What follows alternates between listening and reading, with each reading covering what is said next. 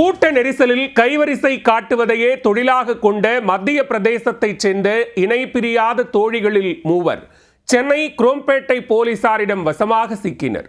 ஊர் ஊராக சென்று திருட்டில் ஈடுபடும் பெண்களின் குற்ற பின்னணி என்ன?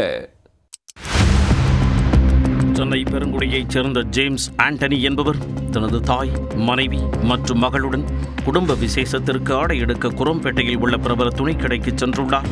முதல் தடத்தில் பட்டு புடவைகள் வாங்கிவிட்டு பணம் செலுத்தும் இடத்திற்கு சென்றபொழுது ஆண்டனி ராஜியின் தாயார் ஹேண்ட்பேக்கில் வைத்திருந்த 50,000 ரூபாய் ரொக்கம் காணாமல் போனதைக் கண்டு துடிதுடித்து போனார்.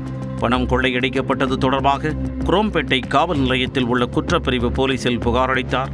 புகாரின் பேரில் சம்பந்தப்பட்ட துணிக்கடைக்கு சென்ற போலீசார் அங்குள்ள சிசிடிவி காட்சிகளை ஆய்வு செய்தனர். அதில் 3 பெண்கள் பட்டுப்புடவை எடுப்பது போல் நடித்து கவனத்தை திசை திருப்பி ஆண்டனி ராஜியின் தாயார் ஹேண்ட்பேக்கில் பிளேடு போட்டது பதிவாகியிருந்தது. உடனே அந்த சிசிடிவி கேமராவின் காட்சிகளை ஆதாரமாக வைத்து விசாரிக்க மத்திய பிரதேசத்தைச் சேர்ந்த இணைபிரியாத நண்பர்களான மீனாட்சி, குஷ்பு, லட்சுமிபாய் ஆகிய மூவர் அடையாளம் கண்டுபிடிக்கப்பட்டனர்.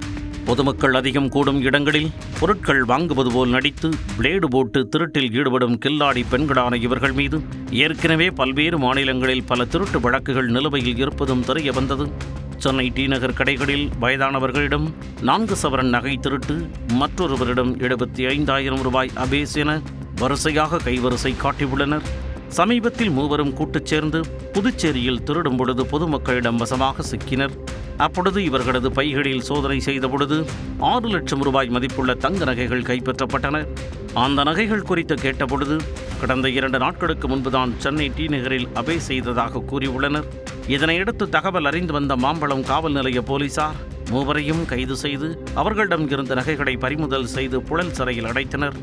இதற்கிடையே பெங்களூருவில் நடந்த திருட்டு தொடர்பாக அங்குள்ள போலீசார் நடத்திய விசாரணையில் மீனாட்சி, குஷ்பு, லட்சுமி ஆகிய மூவரும் சிறையில் இருப்பது தெரிந்து அவர்களை கஸ்டடியில் எடுத்து விசாரித்து மீண்டும் சிறைக்கு அனுப்பி வைத்தனர்.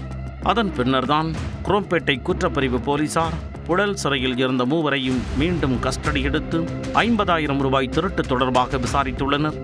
இப்படி தொடர் திருட்டில் ஈடுபட்டு அலறுவிட்ட இந்த 3 பெண்களை இன்னும் எந்தெந்த காவல்துறையெல்லாம் கஸ்டடி எடுத்து விசாரிப்பார்கள் என்பதை பொறுத்திருந்துதான் பார்க்க வேண்டும்.